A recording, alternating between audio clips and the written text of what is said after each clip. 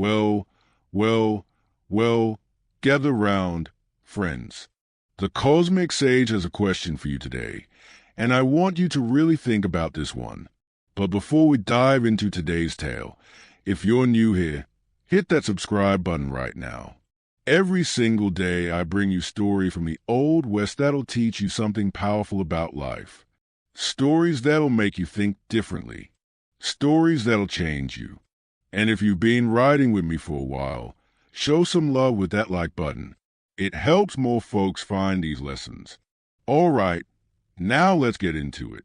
Have you ever messed up so badly that you thought there was no coming back? I'm talking about the kind of mistake that keeps you up at night. The kind that makes people whisper when you walk by. The kind that makes you look in the mirror and wonder, is this who I really am? Now here's my real question for you. If the whole world gave up on you, if your own family turned their backs, if every door slammed shut in your face, would you give up on yourself too? Because that's what today's story is about. It's about a man who fell so far, so hard, that even the dust wouldn't settle on him. A man the whole town of Redemption Creek had written off. But see, here's the thing about rock bottom. Friends, sometimes when you're lying flat on your back in the dirt, staring up at the endless sky, that's the only time you can truly see the stars. Now, I'm gonna tell you about Jacob the Ghost Morrison. And before we are done here today, you're gonna have to ask yourself, what would you do if you were him? Are you ready? Let's ride. The year was 1882, and Redemption Creek was a town that knew how to hold a grudge. Jacob Morrison used to be somebody in that town, a fast gun, a respected ranch hand, a man people tipped their hats to. But that was before the fire. Before the night, everything changed. You see, Jacob had a problem with the bottle. Started small, like these things do. A drink after work, 2 drinks, then a whole bottle. And one night, stumbling drunk through the back alleys, Jacob knocked over a lantern behind the general store. He didn't even notice. But the fire did what fire does best. It grew, and it spread. And by the time the town woke up, 3 buildings were ash. The general store, the seamstress shop, and worst of all, the little schoolhouse where all the children's drawings hung on the walls. Nobody died, thank the stars. But Sarah Chen, the school teacher, she ran into that burning building trying to save the children's books. She made it out, but her hands would never be the same. The burns twisted her fingers, made them stiff. Every morning when she woke up, pain shot through her hands like lightning. Simple things became impossible. Buttoning a shirt, holding a coffee cup, writing on the chalkboard. She was 26 years old, and her hands looked like they belonged to someone who'd lived through a war. Now let me ask you something. If you caused that kind of pain, even accidentally, could you forgive yourself? Jacob couldn't. The judge gave Jacob 2 choices, 10 years in prison, or leave Redemption Creek and never come back. Jacob chose to leave. But here's what you need to understand. Sometimes running away is its own kind of prison. For 5 years, Jacob drifted, from town to town, ranch to ranch. Every time someone learned his name, every time they heard what happened in Redemption Creek, the same thing happened. We don't need your kind here, Morrison. 5 years of closed doors. 5 years of sleeping under stars because no boarding house would take him. 5 years of that fire burning behind his eyes every time he closed them. 5 years of waking up in the middle of the night, seeing Sarah's face in the flames, hearing her screams as she ran into that burning building, watching her stumble out with her hands wrapped in her smoking skirt. He worked when he could find work, mucking stables, digging wells, breaking horses, the hardest, dirtiest jobs nobody else wanted. And even then, the moment someone connected him to Redemption Creek, he'd be gone. Pack your things, Morrison. You're done here. He stopped using his last name after the third town ran him out. Started calling himself Jacob Walker, Jacob Smith, Jacob anything but Morrison. But you can't outrun your own shadow, can you? Every town had a schoolhouse. Every schoolhouse had a teacher. And every time Jacob saw one, the guilt would crush him all over again.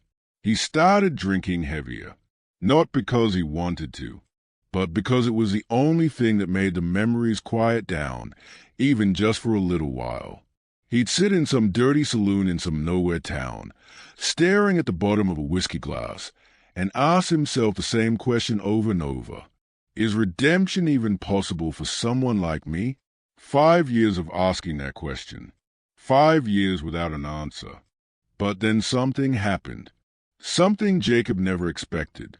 A letter arrived. Now, who do you think that letter was from? Jacob was staying in a flop house in a town called Dusty Springs, 30 miles from nowhere, the kind of place people went to disappear. The postman knocked on his door, said a letter had been forwarding around looking for him for 2 months. Someone was real determined to find him. Jacob's hand shook when he saw the return address. Redemption Creek. Sarah Chen. He almost threw it away. Almost tossed it in the fire without reading it. Because what could she possibly have to say to him except the things he already told himself every day? But something made him open it. And you know what that letter said? Dear Jacob, I heard you've been running. I heard you can't find peace. Word travels, even out here in Redemption Creek. Someone said they saw you in Dusty Springs, looking like a ghost of the man you used to be. I'm writing to tell you something I should have said 5 years ago. I forgive you. It was an accident. I know that. The whole town knows that, even if they won't admit it. You were drunk and careless. Yes, but you didn't mean for anyone to get hurt. I know that because I knew you, Jacob. I knew the man you were before the bottle got hold of you. But Jacob, here's what I need you to understand. You can't run from yourself. Wherever you go, there you are. And running won't change what happened. It won't heal my hands. It won't rebuild that schoolhouse. And it sure won't heal whatever's broken inside you. The new schoolhouse needs building. We broke ground last month, but we're short on hands. Most of the young men went west looking for gold. Most of the old men can't swing a hammer anymore. I'm writing to ask if you'd come back. Not to be punished. Not to be paraded around. Not to be the town's whipping post. But to help build something good from those ashes. Maybe it's time to stop running and start building. Maybe it's time to prove to yourself that you're more than your worst mistake. I can't promise the town will welcome you. I can't promise it'll be easy. But I can promise you this. I'll stand with you. And maybe that's enough to start. Yours in hope, Sarah. Jacob read that letter 17 times. Each time, he found something new in it. Some small word of grace he'd missed before. On the 18th time, his tears made the ink run. And on the 19th time, he folded it up, packed his saddlebag, and started riding toward Redemption Creek. Now I'm going to ask you, if you were Jacob, what would you do? Would you go back to the town that hates you? Back to the whispers and the stays? Back to face what you'd done? Or would you keep running? It's easy to say what would do sitting here, isn't it? But when you're the one carrying that weight. The journey took 4 days. 4 days of desert sun beating down. 4 days of his horses, who's kicking up dust. 4 days of nothing but Jacob and his thoughts. And let me tell you, those thoughts were loud. First day, doubt crept in. What are you doing, Jacob? They ran you out of town. They'll do worse this time. Turn back while you still can. Second day, shame whispered. You think one letter makes it okay? You think Sarah forgiving you means everyone will? You're walking into a trap. Third day, fear screamed. They're gonna kill you. Someone in that town lost something in that fire, and they've been waiting 5 years to make you pay. Fourth day, Jacob almost turned around 3 times, but every time he thought about giving up, he'd pull out that letter, read it again, see Sarah's handwriting, see the words, "I'll stand with you." And he'd keep writing. On the evening of the 4th day, just as the sun was setting, Jacob reached the edge of Redemption Creek, and he stopped his horse, because there, at the town entrance, stood a crowd, 20, maybe 30 people, arms crossed, faces hard as a desert stone, and right in front was Thomas Chen, Sarah's father, the man whose daughter Jacob had hurt, the man whose daughter would live with pain for the rest of her life because of Jacob's carelessness. Jacob's hands trembled on the reins. His heart pounded so hard he could hear it in his ears. Every instinct told him to turn around, to run, to do what he'd been doing for 5 years. But then he saw Sarah, standing behind her father. She caught his eye, and she nodded, just a small nod, but it said everything. "I'm here, like I promised." Jacob climbed down from his horse. His legs barely held him. What would you do in that moment, friends, when you're face to face with the consequences of your worst mistake? Thomas Chen walked forward. Every step echoed in Jacob's chest like a hammer. The crowd didn't make a sound. They just watched, waited, and then Thomas stopped. 3 feet away, close enough that Jacob could see the pain in the old man's eyes. The kind of pain that doesn't fade. The kind that becomes part of you. The whole town held its breath. Thomas spoke. "My daughter almost died because of you." Jacob's voice cracked. "I know, sir. There's not a day. I'm not finished." Thomas's voice was steel. "My daughter almost died. Her hands will never work right again. She'll never play piano like she used to. Never hold a pen without pain. Never teach children to write the way she loved to do. Every single day, she wakes up hurting. Because of you." Jacob's eyes filled with tears. "Mr. Chen, I said I'm not finished." The old man's jaw clenched. His fist tightened.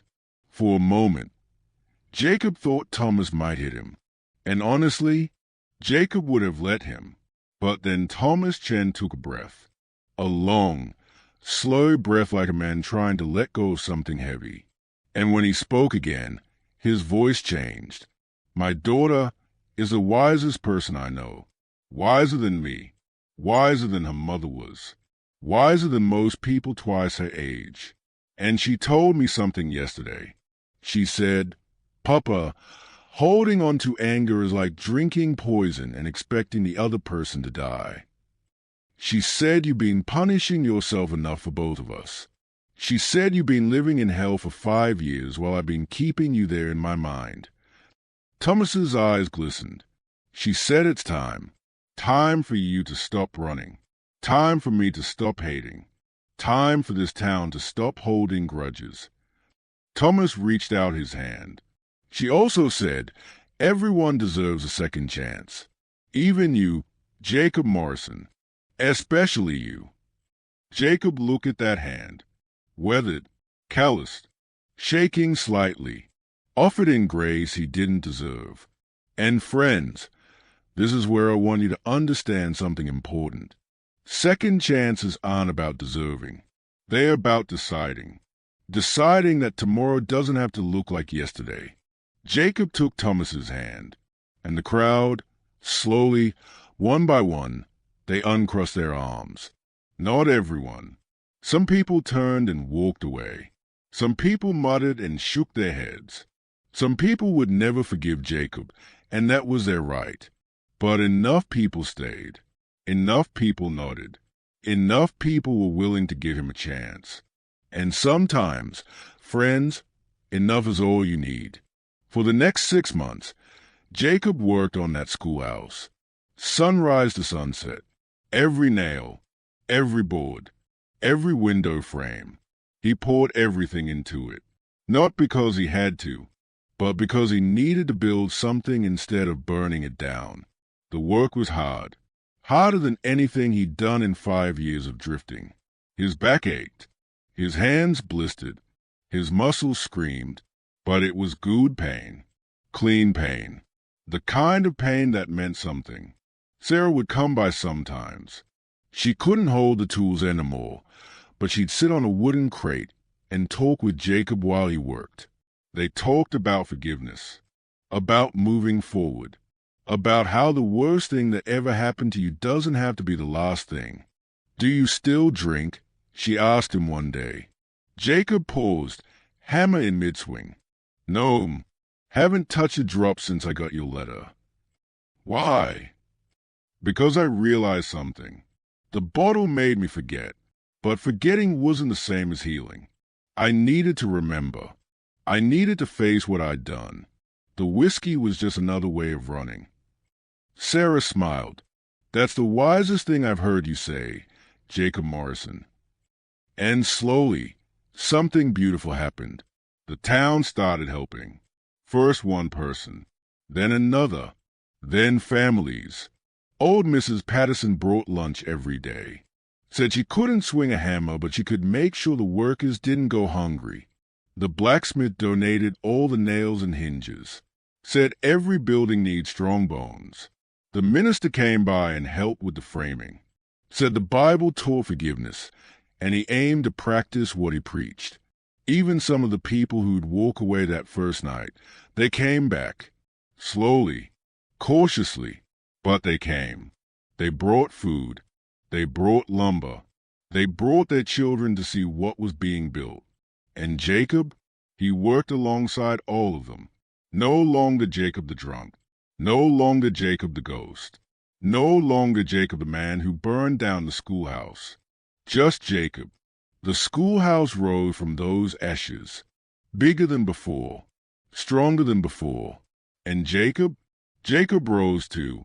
The day they finished, the whole town gathered. It was a Sunday morning, clear blue sky, not a cloud anywhere, the kind of day that felt like a blessing.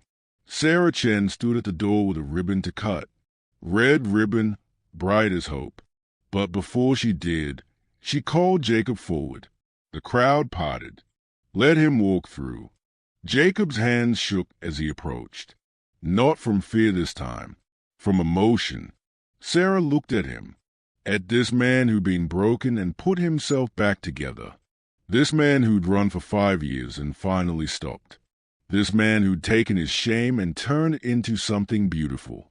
She said, "This building isn't just wood and nails. It's proof.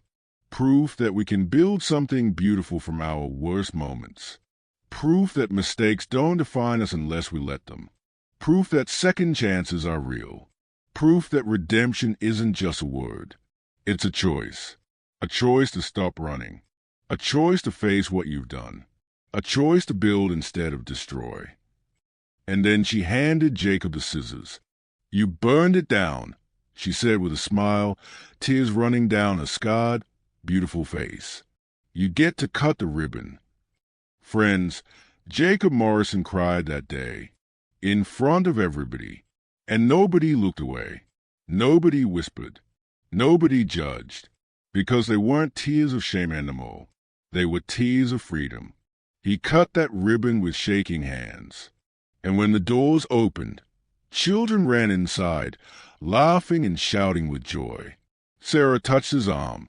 "Thank you, Jacob, for coming back, for building this, for showing everyone, including yourself, that change is possible."